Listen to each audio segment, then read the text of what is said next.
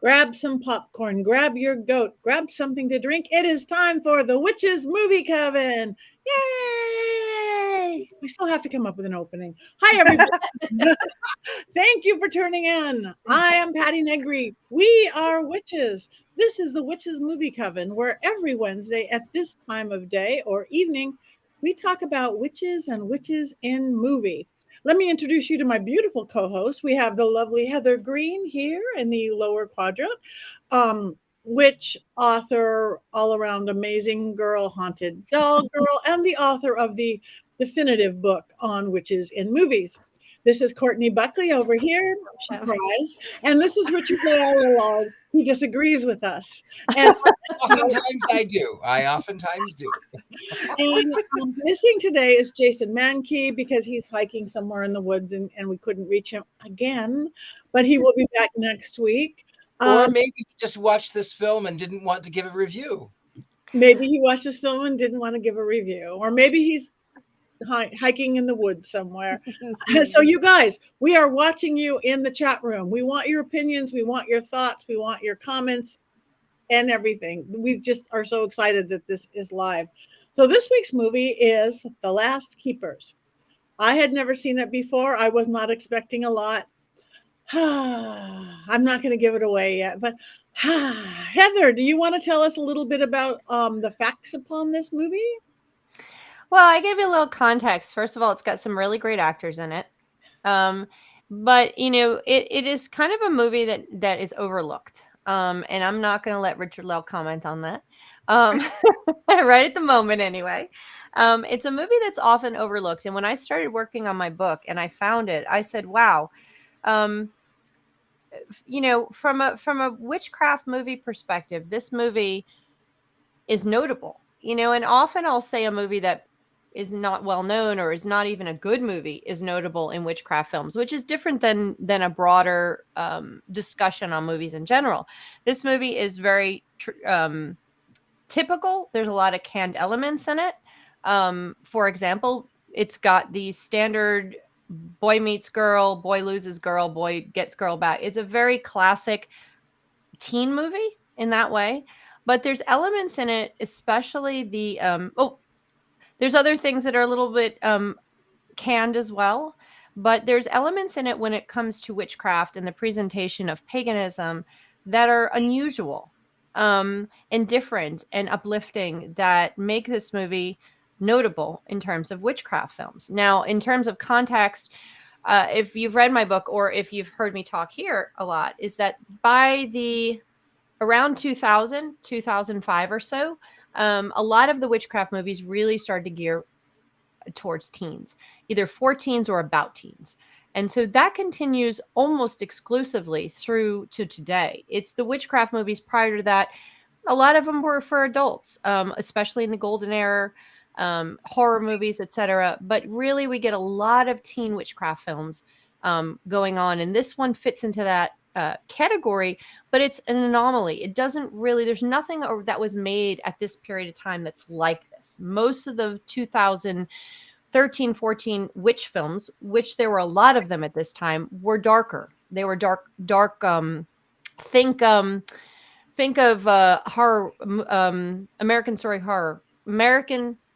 Help me out here, guys. American Horror Story Coven. There we go. And Salem. And eventually we have Sabrina and the Chilling Adventures. Most witchcraft films from this era, 2010 to 2020, were darker, were twisted. Were twists. When I say twisted, I don't mean wrong. I mean twisted stories of things we knew. Fractured fairy tales. So this is a little different. It's uplifting. It's light.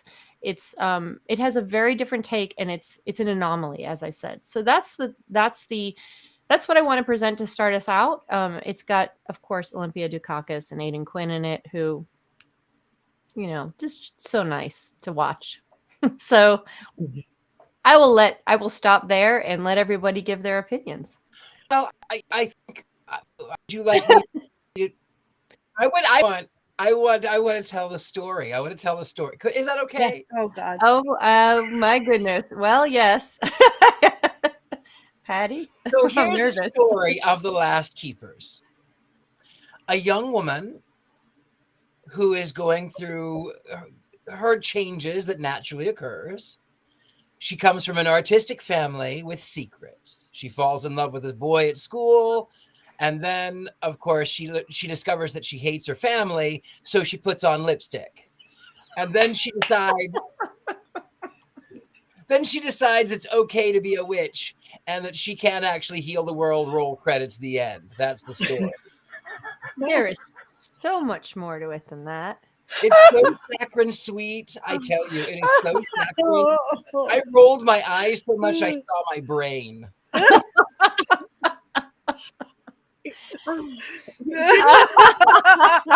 it is. Oh my god! It is not. It is very much a. So it's kind of like there's a movie called Teen Witch from 1988 that's very much steeped in the satanic era. We can probably talk about that at some point. It's canned. I mean, you really have, you could write out the scenes. This is not the story itself is not new. I felt like I was watching Hallmark, the Hallmark channel on Christmas. It's not that bad. No, it's yes. No, Hold it's on. not. No. I have to step in here. No. That is exactly what I thought. But I love Hallmark movies at Christmas. Me too. And I don't like Hallmark movies, and I don't think this one. I think this one is better than a Hallmark movie. I think this one is so much better than a Hallmark, but I have an understanding and love for Hallmark movies. But this one, even the can part was a can I like. You know, it's a good can of soup, a good can of movie. Even if you know what's going to happen, it was. I mean, in this crazy world and everything that we watch, to have something feel really good. Yes, it had the coming of age. Yes, it has the girl with her boy, but it was amazing. And I thought it's one of the best in portraying witchcraft and the family in like kind of subtle ways in some of it and not subtle in others. And they're typical teen boys. It just made my heart smile from beginning to end, except the little part when they showed all the things that were happening in the world, like the polar bears melting and stuff. Bawled my eyes out. That was really hard, but that was important because you had to see this girl has to have this baby and save the world. I had never seen it. I was not expecting a lot. These are some of my favorite people. I love Aiden Quinn. I love Olympia Dukakis. I love Virginia Madsen. Yeah. I thought all the kids did really great, whoever they were. And I got involved with it from the very first second. And it was however long a movie it was, hour, 2 hours of happy, of joy, of entertainment. What's to not love? Well, this is what I don't understand. She's being haunted by the 8-year-old ghost of Betty White. Wait, why? I wrote down the second note I wrote down on my notepad. Literally, the first one was the second the movie started. I wrote down, "Oh God, oh good, my favorite scene," because you guys know how much I love the Salem witch trial burnings, right? Yeah, burning witches. And then the next line is in all capital letters, "the wig." I was like, I can't watch this. Just the wig. And every time that wig made an appearance, I was like, "No, I'm completely out of this. I can't." It was so good. It was like baby Betty White. Yeah, she was a special child. She had to stand out with a really bad wig. It was a really bad wig. A really bad wig and a polyester dress for $16.92.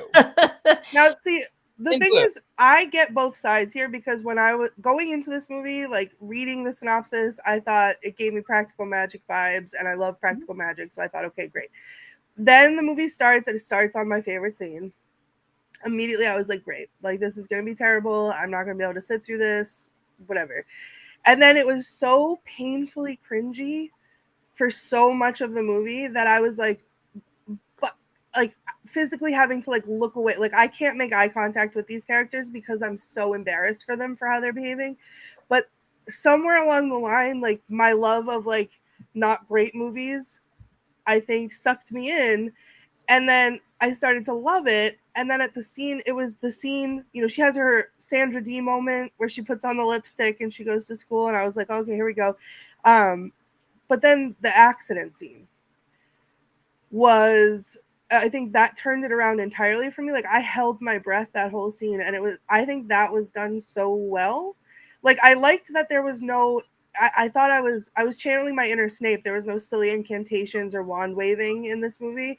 It was just her and her power, and then that became really, really powerful in that scene. So my whole perspective on this changed at that scene, and then by the end I was sobbing, a sobbing hysterical mess because it was beautiful and I loved it. Rob has a picture of that, I think. Well, you know what? I think there's a lot of the canned things that we're talking about. You have the boy meets girl story, the standard without the magic. We see that over and over again, right? So that is definitely part of the easy hokey whatever, if you like it or you don't like it. You also have the canned story of the teenage girl witch, which is Carrie, which is The Craft, which is so many witch movies have that teenage girl who doesn't know Sabrina. She doesn't know she's a witch. She learns her magical powers, and there's so many. And I was writing out the canned moments in my notepad. I'm like, here we go, this scene. Here we go, this scene, because it is canned. But what I love about this movie, and when I do lectures and talk about witchcraft movies, I'm always asked, what movie portrays witchcraft or pagans, specifically pagans, let's say, in the most realistic way? And this is one of the ones that's top, because what you're seeing is a family of artists, creative people. They're not doing the magic, even though there's some sensational aspects of it. It's not super sensational. It's not over the top, where, like you see in The Craft, for example, towards the end. You also don't see, you have a movie that is positive about paganism, specifically as it's linked to nature worship, which is not something usual you see. Most witchcraft movies talk about witchcraft and the magic. They focus on that. They don't, or you get satanic stuff, or you get whatever. You don't often get it linked like this to nature-based practice, to family-based practice. Even practical magic didn't go this far, you know. So the focus is more on the spiritual and the connection to nature than it is on the magic itself. So it's a very unique thing. So I'll say this movie and people go, what are you talking about? Most people have never seen this movie. Yes, it's a little movie. Is it perfect? No, I think there's a couple weird, like the blue bird thing that flies through, a little strange. There's the girl with the weird wig. Yes, it's not perfect, but it has this presentation of witchcraft and I'm going to be honest, when I look at this family, I'm like, that's my family, and I can relate to, and this is what I teared to. I was tearing up throughout the movie, Courtney. I teared up because I can feel the young girl and her struggle, you know, what she's going through at her life. But then I can also, and I have a daughter that's her age, so I also can see that human struggle that they have raising the daughter. And I have a family of artists. So I'm like, that's my family. That's my family. And at some point I might be able to relate deeply to Olympia Dukakis' character. So there's so much going on here that I relate to. Oh my goodness. What was the quote that made me cry? I wrote it down because I wanted to share it with you. She says, she comes out. Oh my God, that was a jump scare. Oh my God. Jump scare. Crying. But when Olympia Dukakis comes up to Rhea, and she comes up to the mom, and she puts her arms around it just before they're about to celebrate a Samhain, I believe. No, Mabon. It was around when they were about to celebrate Mabon.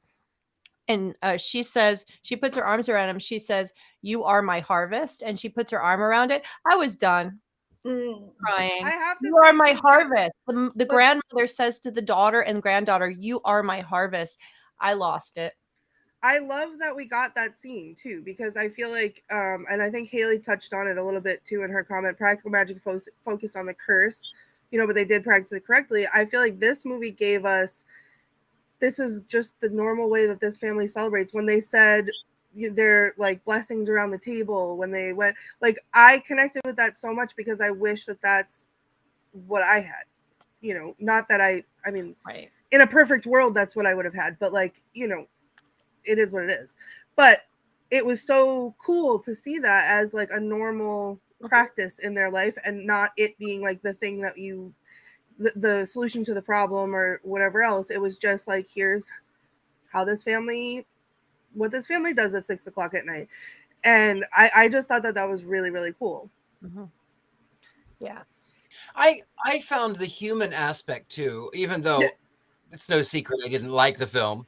There was a human aspect that I, as an outsider myself, I completely get it. I was teased in high school. I was. It's just a nature of the beast. And then also the family had generational trauma. They would hide during Samhain. They would hide so that, because the outsiders would bring trouble and harassment and pain and death, and they just sort of kept themselves. They just don't look at me. I'll do what I do. Just don't look at me. So I understand that aspect as well. And that's a hallmark, not to use it in the way we were just using it, but that's a hallmark of witchcraft, witchcraft movies, witchcraft teen movies. Think of Carrie, think of Teen Witch. It's always, and all of those spin-offs of Carrie, it's always this, they always start the scene. They always start a high school scene with the outsider girl. For some reason, she's something about her that's different. In this case, she was wearing a dress made of trash, recycled plastic bags, which I thought was brilliant. I mean, it was a very she's all that scenario. Yeah. I would like to say something, and everybody screen record this, because I will never say it again, and I'll lie under oath. This movie made me feel like I wanted to fall in love. And then I came to my senses afterwards, and I realized that was not a good choice for me. But in the moment, I thought how romantic it was. And it like gave my little heart flutters, as it reminded me of what it felt like to be 16, 17 and have a crush on a boy at school or a girl at school or whoever. But like for a hot second there, I was like, oh, like maybe I could do that. No. And then I came to my senses. But it made me, we always say, a good movie makes you feel something. Not only did this one make me cry, it made me feel, my heart feel things. I didn't like that part. Coming to your senses isn't always the right thing to do, Courtney. That's good advice. Coming to your senses is often not right. We need that on a t-shirt. That's a good Coming to your senses is not always good advice. I love that, Patti.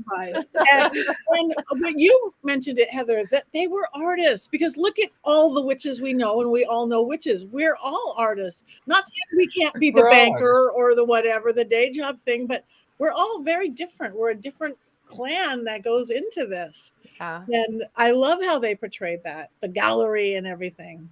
Yeah. I think, I'm a Pisces moon, and for anyone that knows astrology knows that I get suckered into anything that's going to be romantic. I'm a diehard, so you know. I am secretly, I like the Hallmark. I live my life. I watch those stupid Christmas movies in the middle of July. One of my favorite ones, she falls in love with a ghost, but I do that under the cover of darkness while I wear black and I don't leave my house.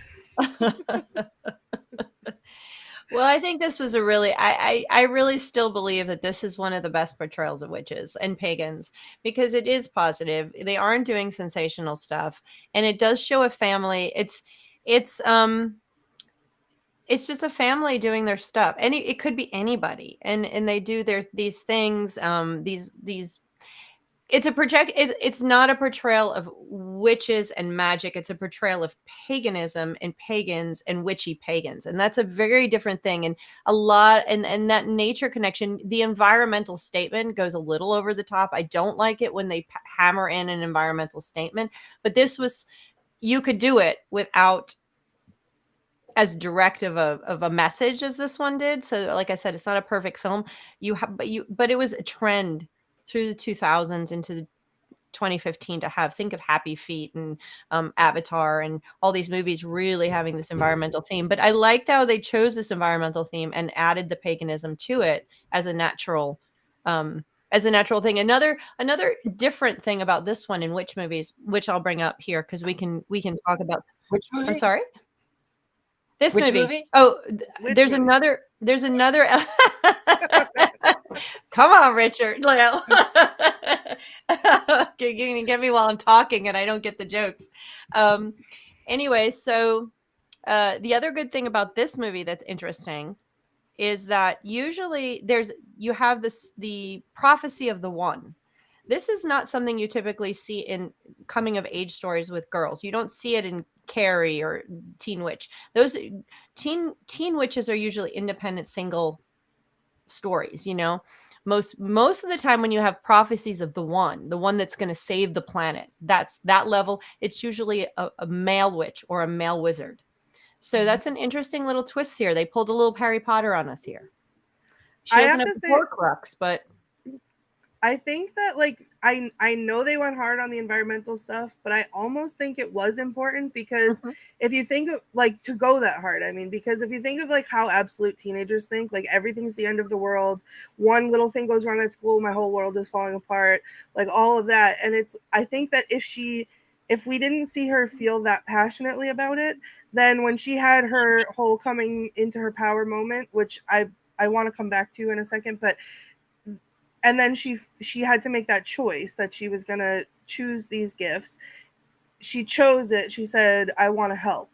And I think if she didn't feel that passionately about it, with it being like hammered in our faces to show that, like, then she wouldn't have had enough motivation to choose that.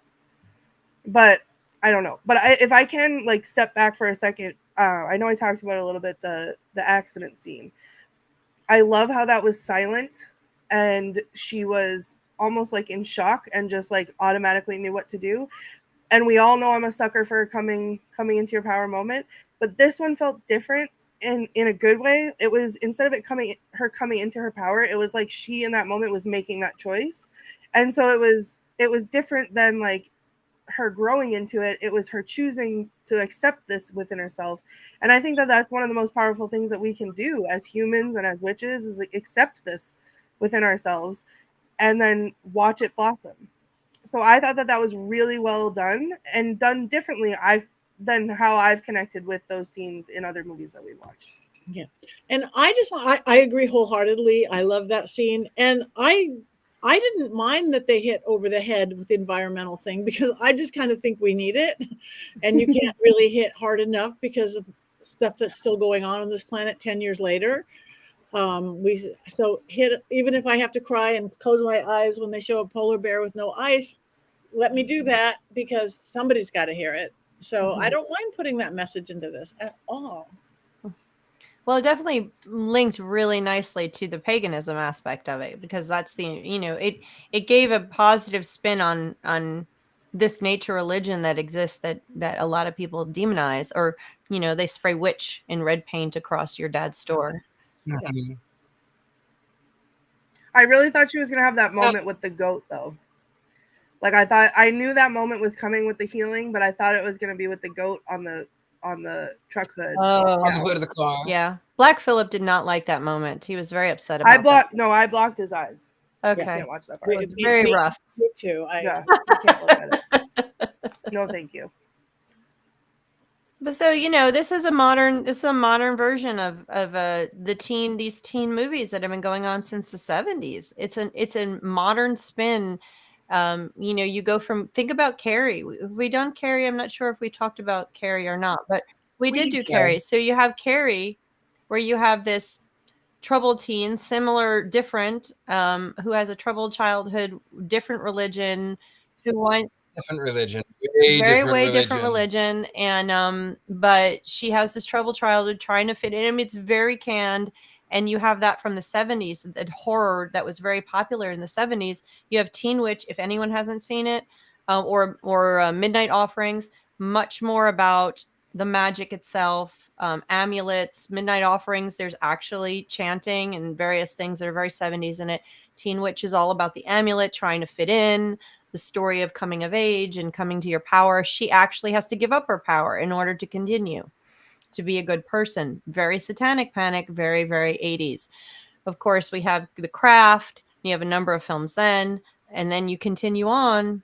Here is the 13 or 14 version of it, where we've gone past, as a community of pagans and witches, we've become more accepted. Not only just witchcraft itself has become popular, not just tarot, but just paganism as a spirituality and religion as a positive light in the world. And so you see that in this movie. That is one of the reasons I like this movie. And I bawl my eyes out when the two parents come together and they're like, we don't want to fight anymore. What are we going to do about this crazy teenager? I'm like, oh my goodness, that's my life. Well, looking at the comments here, Haley just said, who wouldn't want a partner that supports these beliefs? That struck me as awesome. Not many people have this type of relationship. That's huge. Like, where the dad is not magical, but is participating in these rituals, is just fully, there's no question. Like, the gifts, there's no, like, they talk openly about everything, and it's just accepted. And I think that is beautiful. And I think that is something that we don't see a lot, because usually it's a secret and we're hiding and we're not, behind closed doors. And I thought that was really cool. Yeah, and we have to give Aiden Quinn a nods up here, a wands up for doing that in two different movies. He was supportive in Practical Magic of Witches then, and he's supportive in the Last Keepers of Aiden Quinn, the best witch dad.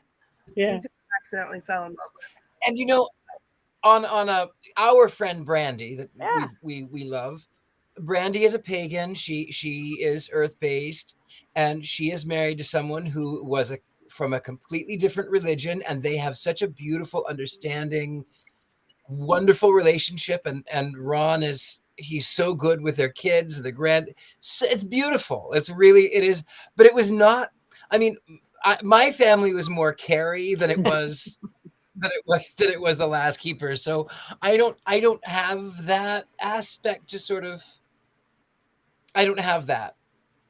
I don't think a lot of people have the Last Keepers experience, or I think that's rare. And I grew up in a secular household. My dad is an artist, but my family is Jewish. But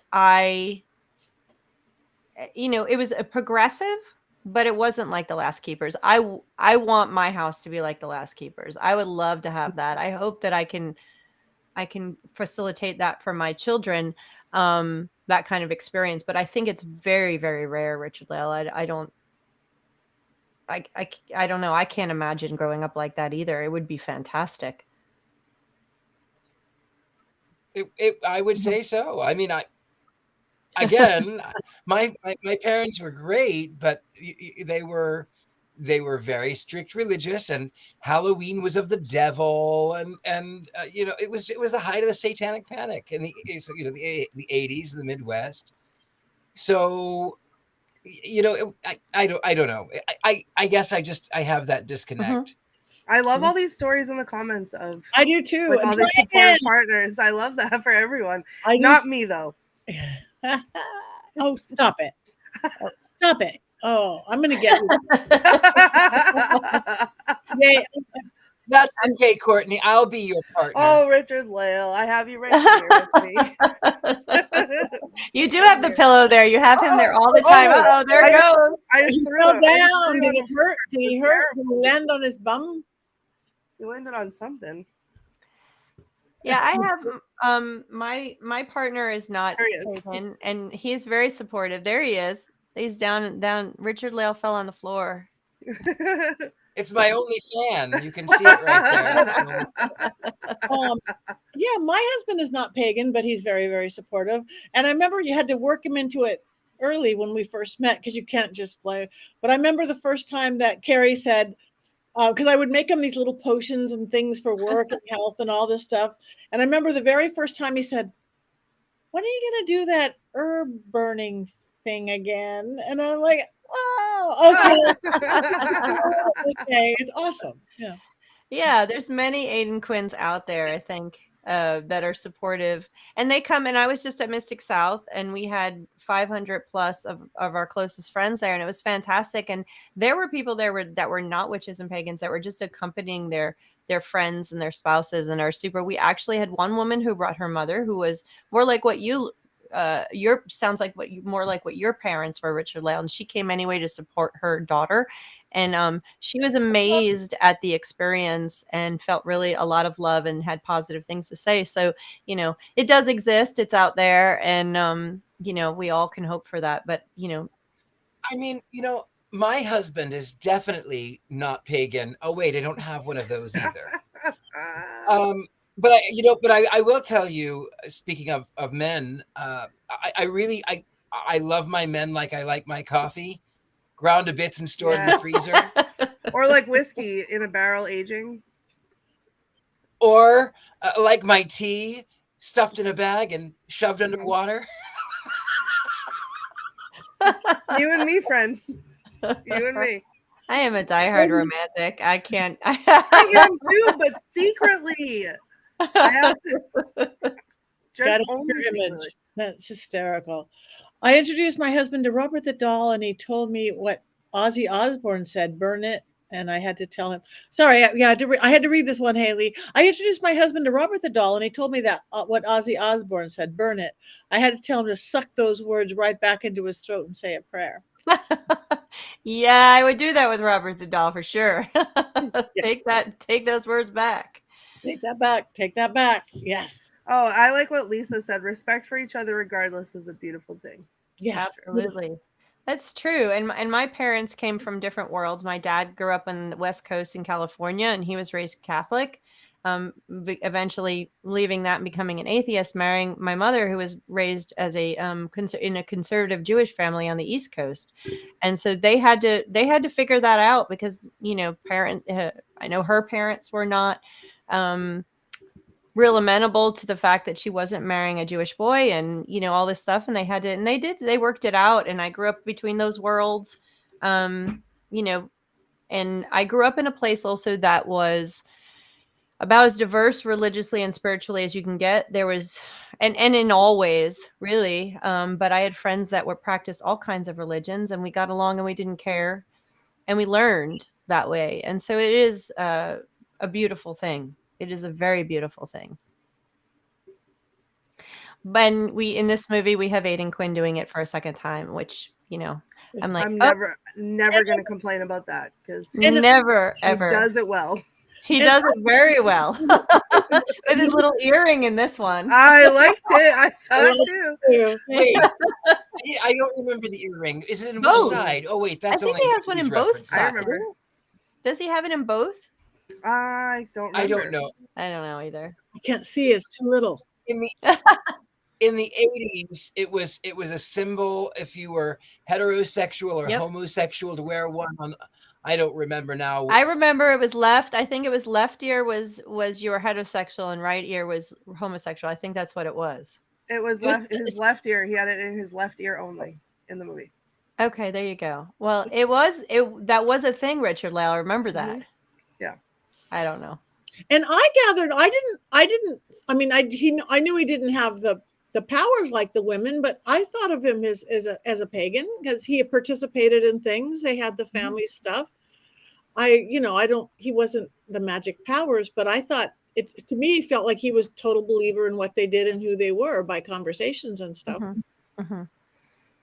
Yeah. I mean, I think that no matter, but I feel like in the trope of the movie, you have the women and this is their whole generational thing and whatever else. So he's very clearly the outsider, but he fits right in, which is something that feels different. However it is that he does fit in, at least he's doing it and he's doing it well. And when he could not chop the wood with the axe, I was screaming, please. He was so angry and upset at that point. You have to give him that. You got to give him everything. He couldn't grow plants. But he stood around and he did his shtick. It's all good. And he sat at the gallery with all the paintings. So, but the plants part, he was so excited for his daughter, when she grew the plants that he couldn't wait to tell his wife about it. Oh my God, I think I figured out what her gift is. That's so cool that we don't get to see that in many movies that outside person is and even the boyfriend, the high school boyfriend saw her powers and didn't freak out and thought it was awesome. And you know why he didn't freak out because he was known as the weird kid. He was friends with Right. The nerd. the stereotypical Yeah. nerd. He was, which in high school vernacular, one does. If you're friends with a nerd, you Yeah. are the nerd. Yeah, but Yep. he was awfully pretty to be the weird kid. He was pretty. He was Pretty pretty to be a weird kid. Usually you can, even if you know somebody weird, if you're that pretty in high school. You're not the weird Well, kid. If you you're know, pretty. he's I know. a stand-in for the classic like cool kid with the big heart. Like a lot of these movies have like the group of cool kids, and there's always one that has a big heart, and they're the one who changes and falls in love with the weird girl. You know, that's the typical. It's like what's is it? The actor with the curly blonde hair in Carrie, who's nice to Carrie. It's like the cool kid that is actually nice, that just hangs out because he plays on the football team, but he's actually good. So this is the stand-in for that, but he's actually weird. They don't like him either. So Yeah. I mean, I was a nerd. Me too. I was. too. Believe Me it or too. not, I was a nerd. Still am. Loud and proud. I was. The funny thing, though, is that I was convincing as an actor, and I told everyone that I was 315 years old, and that I was a vampire, and that I just flew in from Transylvania, and my arms were tired. That part. It's that part. I would have like if your arms are tired. That's like you just just one last little detail is gonna sell it. Right? Just that one Exactly. But people believed it. But the problem was that I attended a high school that was very sports centered, and I was the odd theater kid who told people he was a 315-year-old vampire. And then because of me at the nerd table, there was someone who would dress up in Star Trek uniforms every day, and there was a pagan, and there was a werecat, and there was the classic witch. I mean, we were the weird kids, but everyone knew us. The high school did not like me in particular for that very reason. He said that I was a leader, and they needed to make an example. Like that. Wow. wow. Someone's got a call. Yeah, I was also in that group. I was a theater kid, but I was voted most likely to be a poet, and people generally left me alone. I didn't get a lot of the bullying that you see in these movies at all. The people generally just kind of, I did my thing, I did my theater, and got left alone for the most part, fortunately. I had the she's all that moment, guys. It was, I know you may not believe it now because I look like I just rolled out of bed. But Beautiful. You always look beautiful, Courtney. Thank you. But I went to one school system from like first grade into my junior year of high school.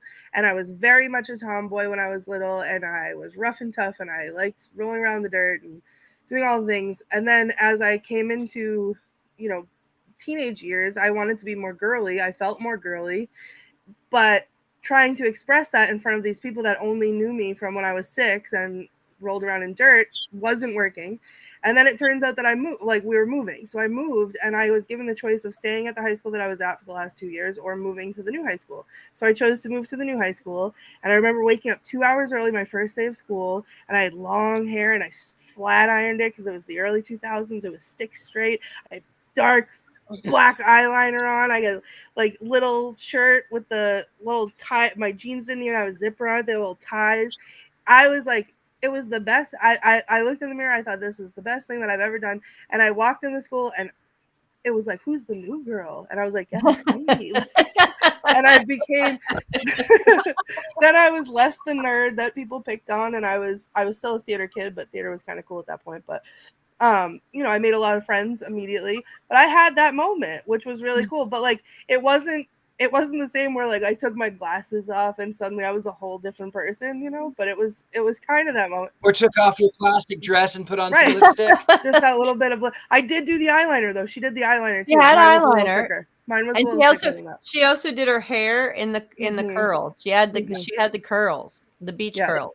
This And is about 10 years later, so if Yeah, it was me, it would have been. no, Yeah. and I thought she looked, I mean, great both ways. But at first, I thought they really did plain Jane her up a little too much in the very beginning.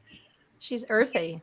Yeah. She- Well, you Well, gotta have the that. You plastic gotta surgery. have that enough for a transition. Yeah, having Yeah. enough for a transition. I was so opposite. I was so opposite. I was so shy in high school. I wasn't part of any group, which seems weird to anybody who knows me as an adult. There isn't a shy bone in my body, but I was invisible. Yeah. Wow. Yeah. Wow. In these movies, I think these movies are so fun. I mean, if you watch Midnight Offerings or some of the ones that came off of Carrie, they're very clearly made for TV, which a lot of these teen movies are. They're just made for TV for teens to watch. This one, not so much. And I think that I think it's a pretty well done mainstream movie. I wish more pagans would see it. I really do.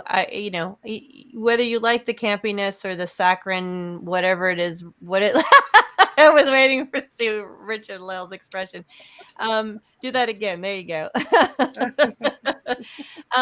I think that the key thing that so many pagans and witches look for in movies is to find themselves, to see themselves, that representation. And I really think this is one of the best ones because the magic part of it, of her discovering. Someone said earlier it was upsetting that they didn't tell her about her magic, and that's often the case in these movies. The magic comes by accident. The magic comes suddenly. Sabrina didn't know about her magic until it showed up. You don't always know about it, so it's pretty common. But And that's true, though. I think even as a witch myself, I didn't know. I knew things. I didn't know how I knew things. I wouldn't have called myself a witch. I just thought, oh, I know things that everybody else knows. I put myself in that same basket. And so her discovering these things about herself in Hollywood films is allegorical for a girl's coming of age. So you could take this film and say, oh, this is another girl's coming of age, she's discovering herself, she's becoming a woman. And yes, in Carrie's case, and the Teen Witch and all these movies that really focus on the magic, that's pretty much what they are boiled down to. But this movie does more than that. This movie has the environmental statement. It also has the world, the witchcraft world, or the pagan world, which I think is what makes it different. How I feel about the prophecy part of it, adding the Harry Potter Horcrux piece into it, is a little that's I think my least favorite part of this, honestly. I think I would have liked it better if she wasn't going to fulfill a prophecy in the same way. I think that was my least favorite poignant part of it. But I think it has a little bit more to offer than most of the teenage movies that are just about girls coming of age. And I have to say, their magic was practical But magic. But it was practical. I mean, she can light candles with her, like this, and then the girl Rhea can like move things with her mind with the power of Jedi. That's tree stumps. Were you waiting for Yoda? You were waiting for Yoda, weren't you? Absolutely. Tabitha just said the end of the movie was a bit abrupt. I was left asking where the rest of it was. Me too. And I immediately looked up if there was a sequel because I really want one. And there is not. And I was disappointed and sad. And I am grateful. Well, and then here I am looking, and when she accepts her position, she says, I want to help at the end. And then she's kissing her boyfriend. My brain goes, I wonder if he's going to be, he knows, or I wonder if he's going to be the father of the savior of the planet, the Messiah, or is it going to be somebody else? But see, I would love that as a sequel. I would love for it to be the same actors, for it to skip ahead like 10 or so years and have them be married and be parents. Well, you mean like now? Right. Yeah, I want a today sequel. And have it be like them raising their baby or the baby being born or whatever, and like waiting to see what the baby's gonna do. Like, and the twist is that he turns out to be Damien. Maybe I'll take the twist.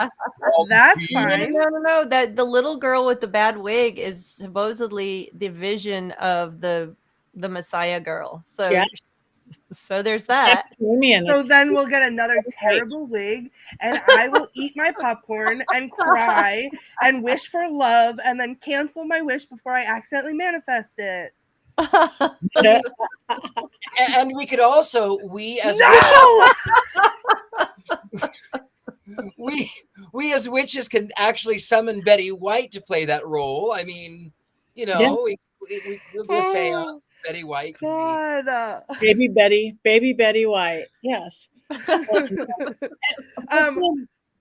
For a minute, I thought the kids seemed too grown up for their age, just mature and stuff. But then I thought back, and they're really not. We thought we were that grown up, and we talked that grown up, and all those things. So I took that back. Yeah, I think the young men in the Covenant seemed a little bit. They were too old for the high school age. I love that movie. No. The Covenant. I didn't mind that movie, right? In this movie, I will say that the high school age, they may have been a little older than high school, but it was still, they were believable that they were in high school. I went, okay, I don't mind it. You didn't mind it. That's my line. I have a quote, guys, before we wrap up. So I don't even remember the context of this, but I wrote it down with fervor, whatever the word is, because I can't think. But it was the boyfriend said to Rhea, "Are you abducting me with your magical powers?" And I was like it's the acceptance for me. It's the like making it a joke for me that like you just imagine being a high school kid, no matter how nerdy or how much of the weird one you are, and your girlfriend moves rocks or tree stumps around in the woods. Everything's fine. We're very calm about that. And then you're just gonna the next minute you're just, I don't know, is it you love her so much or you're so grateful to have a girlfriend that we're just not going to rock the boat at all, but you're just going to go into making a joke about it. It was perfect. I loved it. Perfect. I was there for it. Yeah, I wrote down a couple quotes. I'm trying to find. The hoe bag makeover was the other one. That was a good. Her friend had a couple good ones. Yeah. But she wasn't a whole bag. She could have gone to like a whole mini skirt and low cut. She didn't. No, she didn't do. I wrote down whole bag at most, half a, not even. Right before she said that, as I was writing the Sandra D moment down on my paper, then she was like, "Oh, look at you and your whole bag makeover," or whatever. And I was like, "Oh, but she didn't do like the leather pants or like, you know." But I have to tell you, we don't use hoe bag anymore. It's really a bad term. Now, women who do that sort of thing are now more mobile. We call them prostitutes. My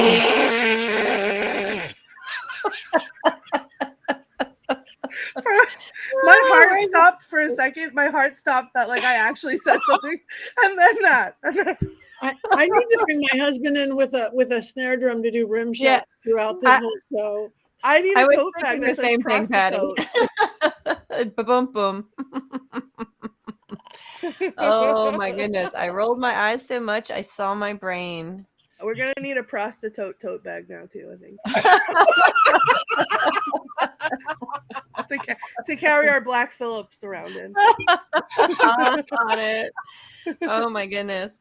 So what was the part, Courtney? I know we saw the lovely picture of you bawling your eyes out, and we discussed before the show that I was also bawling my eyes out. So what made you bawl your eyes out? You too, Patti? Oh yeah. I'm curious, like, because mine come sporadically throughout the whole thing. So depending on the scene, because I'm a diehard romantic and a mom and all the things. What hit you? What Hallmark moments hit you the most? For me, it was the accident scene. It was watching her in shock. I was holding my breath when she took the I know she healed herself and that was the thing, but then I thought like he's too far gone. She's not gonna be able to do it. She took the glass out of his throat and she just healed him. And then she and it was like the eye contact with everybody and everybody just sat still and watched her do it and then like watched her walk away. And then it was the boyfriend saying, everybody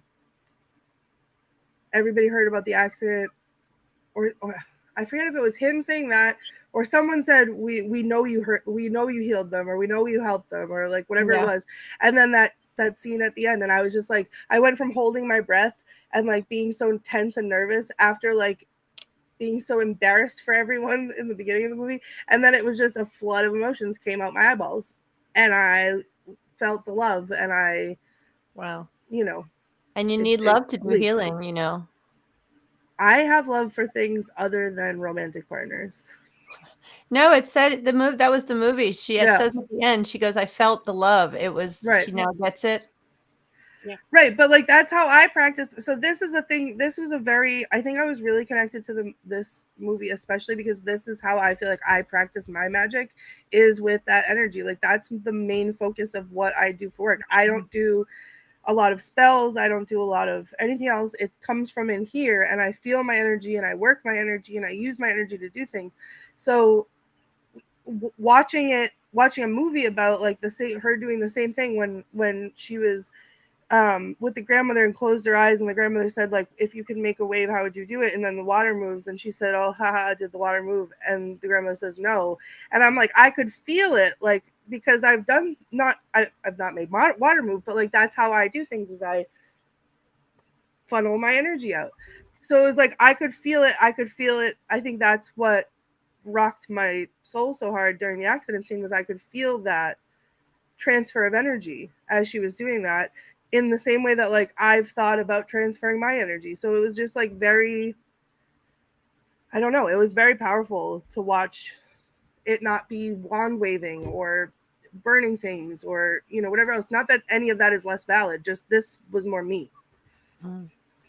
Okay. Well, I burn and I wand and I do everything, but it is the love, the energy that is the main ingredient in anything. I teach that in school. That is the ingredient. So that was beautiful, with or without wand waving and burns. Yeah, and please, I don't mean to say that, like, I'm not making light of that at all. Just that's not, to see someone practice the way that I practice was very validating. It's beautiful. Yeah, we didn't take it as such. So, all right. Well, before we go,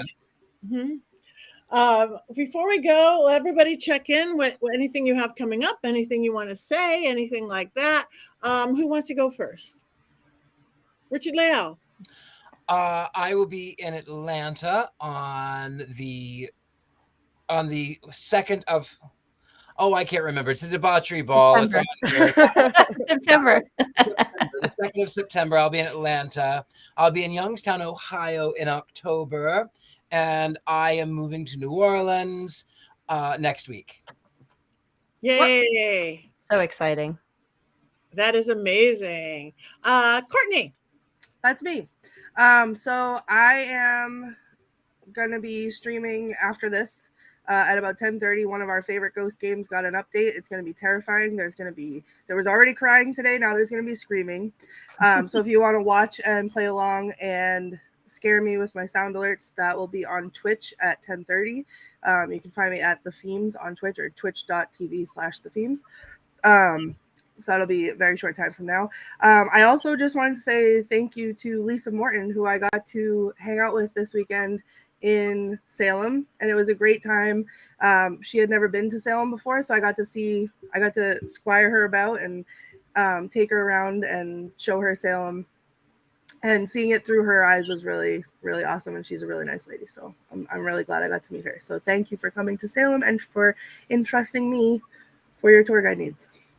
Beautiful. Thank you. That's what I got. Heather. Well, I don't have anything planned at the moment. I just got back from Mystic South. We ended on Sunday evening, so I'm still recovering. I'm getting like 12 hours of sleep a night. Hopefully I'll be back on my feet and fully recovered by next week. I am on the board, so I do help plan it. So it's long days. Wonderful, wonderful event. Lots of positive feedback we've been getting. And my Black Phillip was there, and if you look at my social medias, you'll see all the antics he was up to. He was quite the socialite there, getting pictures with tons and tons of people. He even got out of the dance floor Saturday night. That was fun. He was being a goat prostitute. He was. He was all over the place. So if you look at my socials, you can see all the places. I'll put some up on our maybe on our Witch Movie Coven Facebook page as well, so you can see all the stuff he was up to. So I will not be doing any shows or anything. I hope to meet Richard-Lael in September somehow, some way, make that happen. And I otherwise will be here in Atlanta working with my wonderful witchy authors and writing articles as usual. So if you want to see what I'm up to, check out my website, check out my socials. I'm always posting stuff there, and please reach out and say hello. I love that too. What movies haven't I seen yet? People are always trying to challenge me, so please send stuff because I love watching new movies. So witchy or not. That's good. I bet you're hard to trick or hard to challenge. There's a lot of movies out there I haven't seen.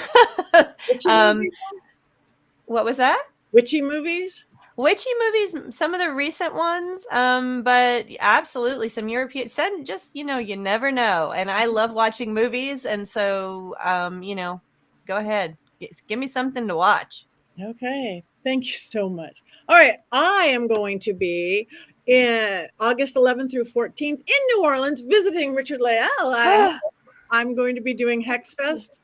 Lots of people doing lots of fun things. I'm actually teaching 3 different workshops and a panel. And then later in the month, I'll be at Michigan Paracon, way up in Sault Ste. Marie. Again, a really great, a huge paranormal convention, one of the big ones that I love. Come September, I'm going to be doing now a witchy weekend in Albuquerque, New Mexico. My first time there, so I'm going to get lost in Albuquerque. And then I will be at Massachusetts Paracon in 28th through October 2nd and visiting Courtney, I hope. Wow. For sure. I will be stalking you outside the and then or inside. Yes, we'll stalk away. Come visit, sit with me. And then all hell breaks loose in October. I'll be in Orange County Paracon, Vulture City Paracon, doing a Ghost Hunter Girl things with Natalie from Paraflix in Texas somewhere, Endless Night Vampire Ball back in New Orleans, visiting Richard-Lael Lillard, because I love that you're moving there, because wherever you've been living, I don't visit. Wherever you're moving now, I go all the time. So it's hard to keep up with me. I can't do it. So check out my website as well, pattinegri.com. You could get to all my correct social medias from there too, because there's some weird ones out there, and all sorts of things. Like sign up for our newsletter. You guys like us and follow us. And if you like this, tell your friends, invite them, because it means the world to us that you do. And we thank you, and we thank your comments. You guys are brilliant. You're funny. We're reading them as we go, the ones that get posted and not. So, have you ever seen the new Carrie Fisher movie and the Wonder? Heather, that's for you. Yeah, no, I have not seen it yet. That one is on my list, so I will get back to you. Maybe we'll talk about it here. There's a few new ones that we need to talk about, but I have not seen that one yet. Okay, so next week we actually talked in advance. What Yay for us! Next week, yay! Next week is American Horror Story Coven. Yes, so get ready for that. Get on your TV, get your streamers out. Where's my wand? Something very different than this week, but around the same period and more common. So very exciting. Oh, we have to do wands. That's right. Yes, we do. And I'm looking for my wand and I can't find it. So I'm going to use my broom. I'm going to use my broom. So, all right, let's go back to the last keepers. Wands up or wands down? Up, up, up. Richard-Lael's wand isn't even on the screen. It's so far down, you can't even see it. It's in the back of his head with his eyeballs. Oh, Richard-Lael, we've seen worse than this one. Come on. I like when they're bad and campy, and I love when they're in the 70s, and I love those.